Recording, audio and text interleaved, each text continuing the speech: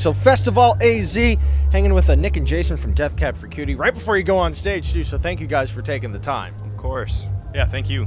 So now the album Kintsugi, am I pronouncing it right? Kintsugi, yep, you got it. Okay, and it's the art of beautiful repair. Yep. So from like the writing standpoint, why did we choose to go with that? What's the story? I mean, I think it's just a really, really beautiful visual metaphor for growing older, life, things happening to you, and certainly, you know, from the standpoint in our band, there's just I think we've always been a band that lyrically and melodically have concerned ourselves with breakage and points of repair and those kinds of things. So it feels, at this point in our career, it just sort of felt like a really nice, broad and heavy metaphor for us. I think it really connects into this album a lot as well. So I kind of like how it fits together a lot. Yeah.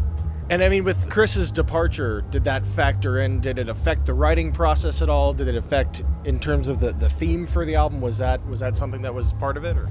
No, not really. I mean, Chris, you know, we decided on the album title collectively, and at the time, I don't know, you know, Chris might not have made it known that he was going to be making a change, but you know, he was involved from start to finish. We wrote songs, you know, Ben wrote the way that he typically writes, brought him in. So the album title came, you know, later on. It didn't, I don't think it had anything, you know, like Ben didn't change lyrics or anything like that to reflect the repairing breakage in any way, if that's what you're asking. Gotcha.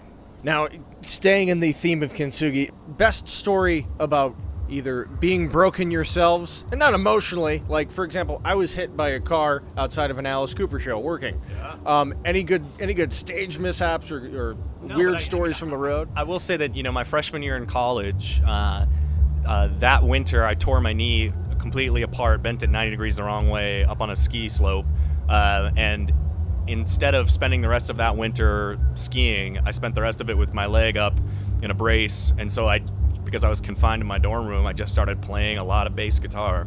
And had I not torn my knee apart and had it put back together with surgery, I would not be playing bass to this day. It really kind of doubled down on my instrument and really allowed me to focus and zero in on music as a true passion. So, I mean, even at the time when I blew my knee out, I thought it was the end of the world. You know, everybody else was out having fun. It was my first year in college. I couldn't go to any of the parties. I couldn't do anything. Right. So I just sat by myself like a loser with a bass, and I think it all worked out pretty good after that. So, yeah. Awesome.